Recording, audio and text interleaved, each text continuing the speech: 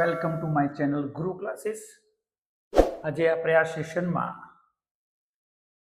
ધોરણ 9 English SL વિકાસ assignment 2025 section B માં જે પોએમ સેક્શન છે, પોએટ્રી સેક્શન, જેમાં પોએમ 1 ધ રિવર અને પોએમ 2 છે ધ યુઝફુલ પ્લાવ, એની આપણે સ્ટાન્જા ઉપરથી ક્વેશ્ચન આન્સરની ચર્ચા કરવાના છે મિત્રો.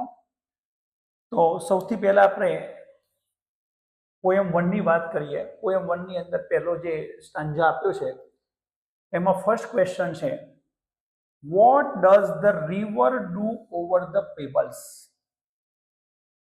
એટલે કે નદી જે પથ્થરો છે, લીસા પથ્થરો ઉપર શું કરે છે?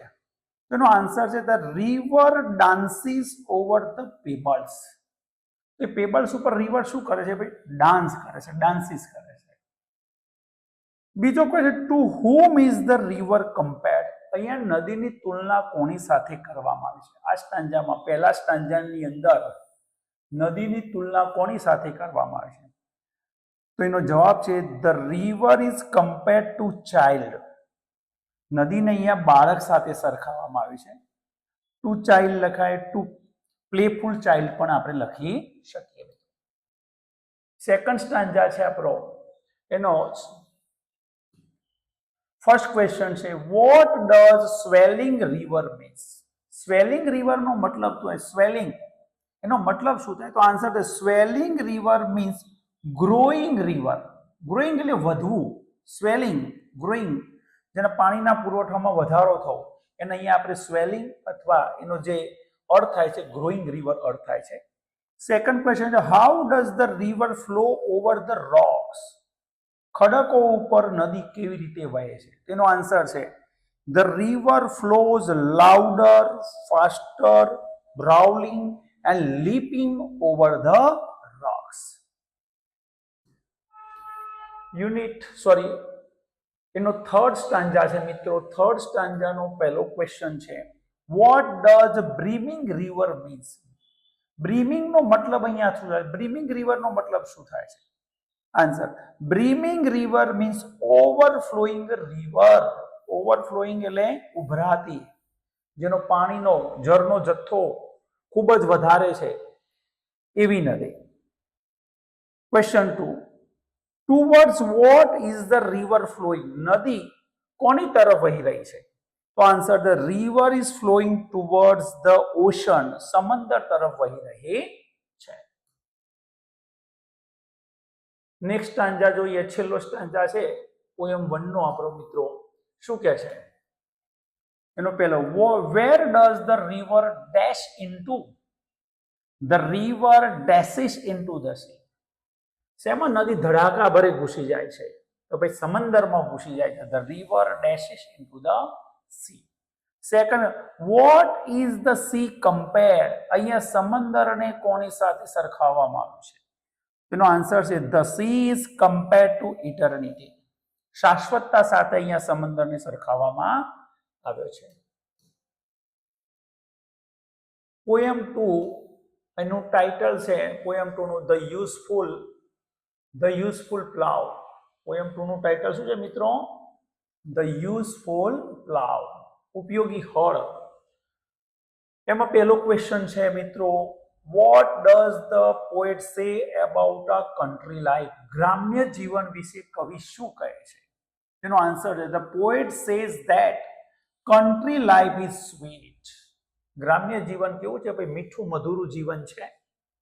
Second question, what does the poet enjoy in a country life? ગ્રામ્ય જીવનમાં કવિ શેનો આનંદ માણે છે? The poet enjoys walking in pleasant and fair air of wheat field. જે ઘઉંના ખેતરોમાં જે આહલાદક વાતાવરણ છે એમાં ચાલવાનો કવિ આનંદ માને છે. પોએમ 2 નો સ્ટાન્જા નંબર 2 જોઈએ મિત્રો. એમાં ફર્સ્ટ ક્વેશ્ચન આપણને શું કહે છે? Write the rhyming words in the stanza. આ સ્ટાન્જામાં આવતા જે પ્રાસ મળતા હોય એવા શબ્દો, રાઇમિંગ વર્ડ્સ. તો રાઇમિંગ વર્ડ્સ કયો છે ભાઈ? મે અને ગ્રે. મે અને ગ્રે શું છે? પ્રાસ મળતા હોય તેવા શબ્દો છે. સેકન્ડ ક્વેશ્ચન છે હુ does the poet refer when he says who cloth in grey. અહીંયા કવિ એક શબ્દ કહે છે હુ ક્લોથ્સ ઇન ગ્રે, જે મેલા કપડામાં છે, ધૂર પસીના વાળા કપડામાં છે, એવા કોણ છે અહીંયા લોકો? તો કવિ અહીંયા કોનું રેફરન્સ કર્યું? તો the poet refers the farmers here. અહીંયા કવિ કોની વાત કરે છે ભાઈ? ખેડૂતોની વાત કરે છે. નેક્સ્ટ સ્ટંજ આપણું છે એમાં first question, when do the farmers wake up? ખેડૂતો ક્યારે ઉઠે છે ભાઈ?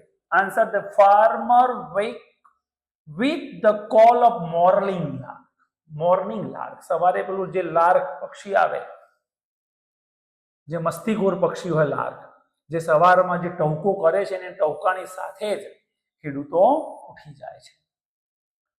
સેકન્ડ છે how long do the farmers work? ખેડૂતો ક્યાં સુધી કામ કરે છે ખેતરમાં? The farmers work till the dark.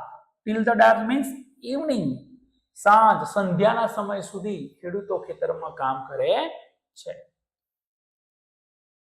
Next સ્ટંજા આપ્યો છે મિત્રો, શું કહે છે? What makes the morning pleasant for the farmer? કઈ વસ્તુ ખેડૂતોની સવાર આહલાદક બનાવે છે?